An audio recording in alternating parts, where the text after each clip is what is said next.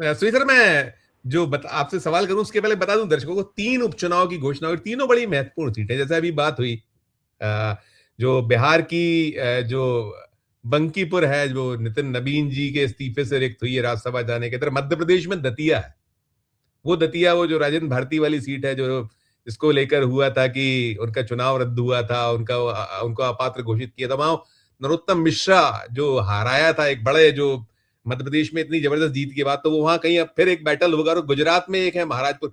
तो सुनील सर, दो चीजें पूछूंगा पहले चरण में, क्योंकि मैं खास बात तो उस पर भी करने वाला हूं कि देश में कुछ बड़ा क्या होने वाला है, बहुत चल रही चर्चा है।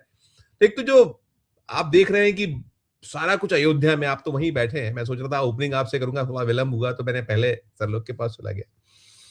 ताजा जो स्थिति है लगातार निकल रही है, वो सारे जो किंग पिन्स हैं वो उनको तो प्योरली बचाने की एक लग रहा है, हो रहा है सारा, लग क्या रहा है, हो ही रहा है, उसमें कहीं कोई मंशा नहीं दिखती, लीपा पोती ही लीपा पोती है। और वो जो छोटे छोटे हैं बुलडोजर भी पहुंचना है, जो गिमिक्स हैं, जो आप एक करिए लोगों को संदेश की देखिए हम यहाँ भी ये कर रहे हैं, ऐसा कर रहे हैं। लेकिन इन सबके बीच ये जो आ रहा है आपके पास, 30 जुलाई है, इसमें जो मतदान 30 जुलाई को होना है, पूरी जो प्रोग्राम आया है, और नतीजे उसके 2 दिन बाद आगे आ जाने वाले हैं। तो ये पहली जो सामने बड़ी एक कठिन नहीं लगता आपको, जो चीजें जो इसको जोड़ते हुए देखें हम, राम मंदिर है, जो दान चोरी वाला, जो डाके वाला मामला है, किस तरह का एक संभावनाएं दिखेंगी हमें, क्या हम देख सकते हैं, पा सकते हैं? और ये जो बाकी जो ताजा भी आपके पास कुछ अपडेट हो तो हमारे दर्शकों को जरूर दीजिएगा, वहां से जुड़ा हुआ आपके पास कुछ आया हुआ। उपचुनाव में क्या है संजीव जी, बहुत बहुत बहुत धन्यवाद आपको। उपचुनाव बीजेपी जीतेगी। आपको लगता है क्या कि निर्वाचन आयोग बहुत ही तटस्थ तरीके से, पारदर्शी तरीके से चुनाव कराएगा?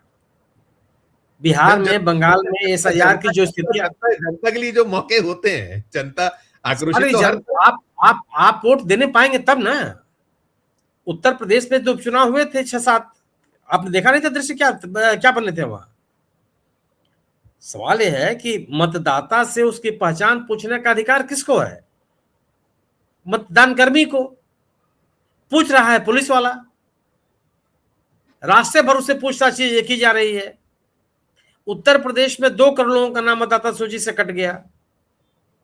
बिहार में 60 लाख या कितने लोगों के, 77 लोगों के नाम कटे हैं। तो सवाल है कि चुनाव अगर की स्थितियां किस तरह के चुनाव कराए जा रहे हैं। मतलब अभी क्या यह सोचने का विषय नहीं है कि पश्चिम बंगाल में 27 लाख आदमी भी इस अपने ट्रिब्यूनल में अपील करके घूम रहा है, कोई उसका पुरसा हाल नहीं। कितने लोग, ये सरकार बांग्लादेशी के नाम पर कितने लोगों को इसने बांग्लादेश से पुश कर दिया था, उसको वापस लाना पड़ा सर्वोच्च न्यायालय के हस्तक्षेप से। क्या कौन कौन सी स्थितियां नहीं बनी हुई है? ट्रिब्यूनल कौन सा काम कर रहा है, क्या किस गति से काम कर रहा है वो?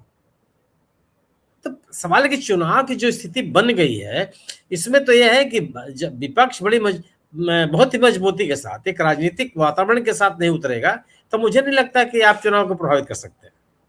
ये मान के चलिए कि भारतीय जनता पार्टी उपचुनाव तो 200% जीतेगी, वहां तो कोई चुनौती मुझे देने की स्थिति मुझे नहीं दिखाई पड़ता। अब ये आपने कहा कि इस उपचुनाव में जो अयोध्या का मसला है वह कितना कारगर होगा। देखिए, यह मसला तो महत्वपूर्ण है।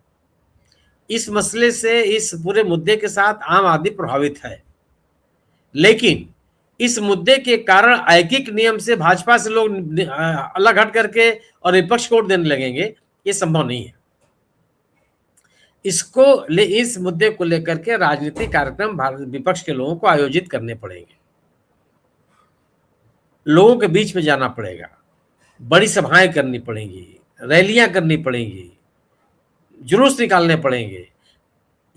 भारतीय जनता पार्टी ने राम के नाम पर आस्था का सवाल उठा करके लोगों का जन समर्थन हासिल करने के लिए बड़े पैमाने पर आंदोलन किए। इतना आसानी से छोड़ नहीं देंगे उसको। निश्चित रूप से नाराजगी है, लेकिन इस नाराजगी को कि राजनीतिक पूंजी बना लेने में तो विपक्षी दलों को अपने काम करने पड़ेंगे ना। मतलब लोग बीजेपी से नाराज हो गए और समाजवादी पार्टी और कांग्रेस के साथ चले जाएंगे, ऐसा नहीं होने वाला।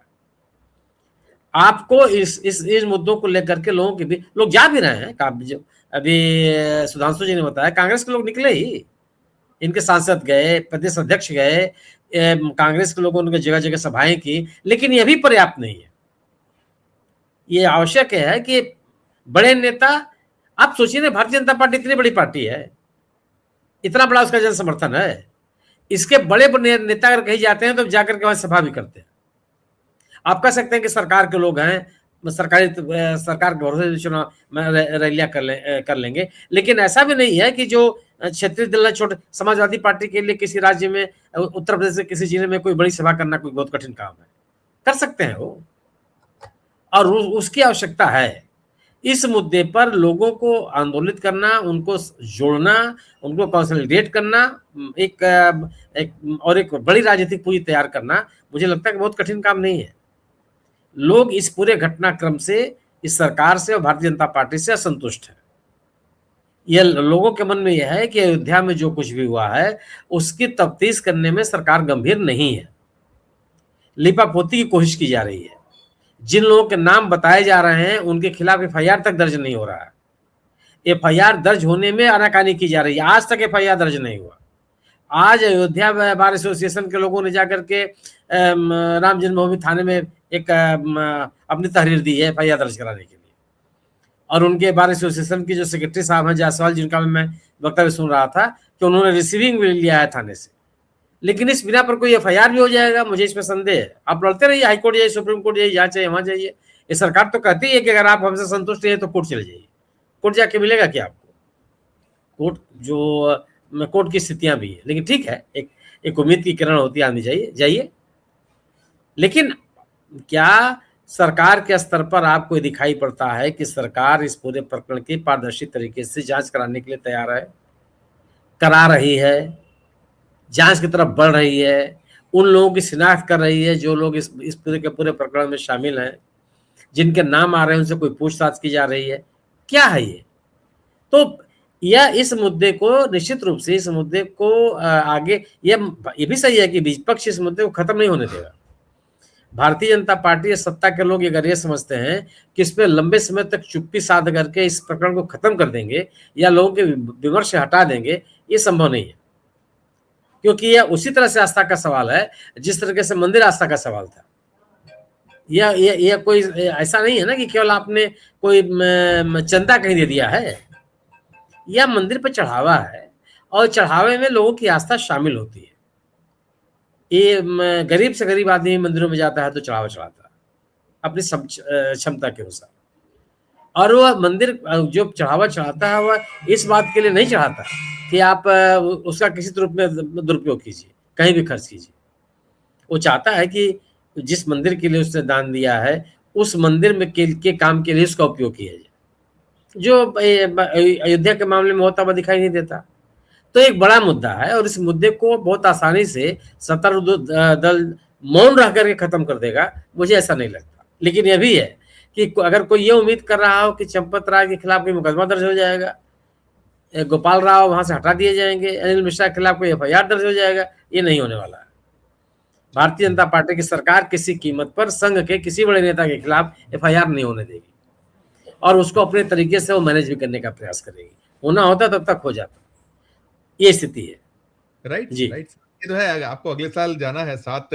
सुधीर, मैं आप ही से दूसरा सवाल, जो मैंने एक और विषय आप ही से शुरू करके वापस सुधांशु सर तक चले जाता हूँ। ये अभी बहुत जमकर, जो जैसे मैंने कहा, बहुत कुछ बड़ा होने वाला है, ये लगातार कहीं ना कहीं जानकार कह रहे हैं, मैंने इंट्रो में भी कहा था। और ये भी है कि कहीं वो जो मिशन 362 वाला जो है 2/3 मेजोरिटी लाना है, और नंबर्स गेम जो है आप आ रहा है कि सिर्फ 43 कम है आपके, उसके लिए, क्योंकि आपको बहुत कुछ करना है, कराना है, अलग अलग चीजें हैं, वो डीएमके पे नजर, सपा पे नजर, जो शरद पवार जी के सांसद हैं उन पे निगाह है, और तोड़ा फोड़ी ये भी की गई है लगातार। और फिर एक मैंने महुआ मोइत्रा की भी बात की कि क्या चल क्या रहा है देश में, दुनिया भर में चर्चाएं हैं जिस तरह के बंगाल से दृश्य निकल रहे हैं। तो क्या आप किस तरह की संभावनाएं देखते हैं? ये जो दोनों खामोश हैं, मोदी है, और ये भी कहीं आ रहा है कि जल्दी कैबिनेट का कहीं विस्तार की संभावना है, और डिप्टी पीएम जैसे, और क्या क्या अलग अलग कयासबाजी तमाम, तो बड़ा कुछ होने वाला है। ये जो है, ये क्या चीजें, आप इसमें विश्लेषण आपका क्या कह रहा है? आपसे लेकर और सुधांशु, इसी सवाल के साथ जाऊंगा, पहले आप। भाई, अगर क्षेत्रीय दलों को तोड़ा जा रहा है तो ये लोकतंत्र के हित में नहीं है। दलों को समाप्त करके दल बदल करा करके अगर आप संसद में बहुमत पाने की कोशिश कर रहे हैं तो यह संसदीय परंपरा के अनुकूल नहीं है। विपक्षी दलों को अगर आपको स्पेस देने के लिए तैयार नहीं है तो यह लोकतंत्र के हक में नहीं है। अगर इस चीजों के करने के साथ साथ अगर परिसीमन की जो बात की जा रही है, परिसीमन का ही काम अगर पूरा करा दिया गया तो वही बहुत बड़ी चीज है। फिर तो एक सुनिश्चित कर देंगे कि भारतीय जनता पार्टी सत्ता में रहेगी। आप एक दलीय चुनाव की तरफ बढ़ते हुए दिखाई पड़ेंगे। और अगर एक दलीय चुनाव की स्थिति बन जाती है देश में तो ये छोटी मोटी बात होगी क्या? अखिलेश यादव उत्तर प्रदेश में कर रहे हैं कि उत्तर प्रदेश का अंतिम चुनाव है। अगर भारतीय जनता पार्टी इस बार भी चुनाव जीती तो उत्तर प्रदेश में दोबारा चुनाव नहीं होगा। वो अपने हर कार्यकर्ताओं के बैठक में यहाँ वहां जहां भी जाते इस बात को दोहरा रहे हैं। स्थिति यह है कि आपने पश्चिम बंगाल का उल्लेख किया। पश्चिम बंगाल में जो कुछ भी हो रहा है क्या वह किसी भी लोकतांत्रिक देश के अनुकूल है? वो विपक्ष रहेगा नहीं। जो अराजकता फैली हुई है उसको रोकने की जिम्मेदारी सरकार की नहीं है। जो जिस तरीके से महुआ मोइत्रा पर, अभिषेक बनर्जी पर या विपक्ष के नेताओं के ऊपर पत्थर चलाए गए, अंडे फेंके गए, टमाटर फेंके गए, वह क्या जन असंतोष का प्रतीक है? और शिकायत करने के बावजूद भी आप उन लोगों को रोकेंगे नहीं जो लोग इस तरह की गतिविधियों में लगे हुए हैं। जो लोग इनके ऊपर अंडा फेंक रहे हैं, टमाटर फेंक रहे हैं, जो इनके साथ गाली गलौज कर रहे हैं, क्या वो आम लोग हैं या पार्टी विशेष कार्यकर्ता है? क्या पुलिस और इंटेलिजेंस के लोग उनकी पहचान नहीं कर सकते हैं? और ये चुनाव हार जाने का क्या मतलब हुआ? आज कोई ममता बनर्जी को लोगों ने वहां से उखाड़ फेंका है क्या? 41% जनता ने उनको वोट दिया है। जीती हुई पार्टी और ममता बनर्जी के बीच में केवल 32 लाख वोटों का अंतर है। कोई ऐसा नहीं है ना कि पश्चिम बंगाल की जनता ने खारिज कर दिया कि ना अब कुछ नहीं। तो जो तरीके अपनाए जा रहे हैं, अगर राजनीतिक दलों को कमजोर करने की कोशिश की जा रही है, विपक्ष को उसका स्पेस नहीं दिया जा रहा है, तो यही अपने आप में बहुत बड़ी चीज है। अगर संसद में तोड़फोड़ राजनीतिक दलों को समाप्त करके परिसीमन की बात की जा रही है, ये बहुत बड़ी चीज है। परिसीमन को अगर आपने आकार दे दिया जो स्थिति असम का आप पढ़ लीजिए ना कि असम में किस तरह का परिसीमन किया गया है, उसी तरह का दृष्टिकोण अपना जा रहा है पूरे देश में। भाई आपके पास बहुमत हो, आप जनता से राय लीजिए, लोगों से राय लीजिए, ठीक है, लेकिन नहीं अब हम राजनीतिक दलों को तोड़ के काम करेंगे, अपने साथ बहुमत जुटाएंगे तो ठीक है भाई। अब सत्ता आपके पास है, सत्ता के बल पर तो ढेर सारे लोग बहुत बहुत कुछ काम करते रहे हैं, लेकिन यह देश के हित में और लोकतंत्र के हित में नहीं है।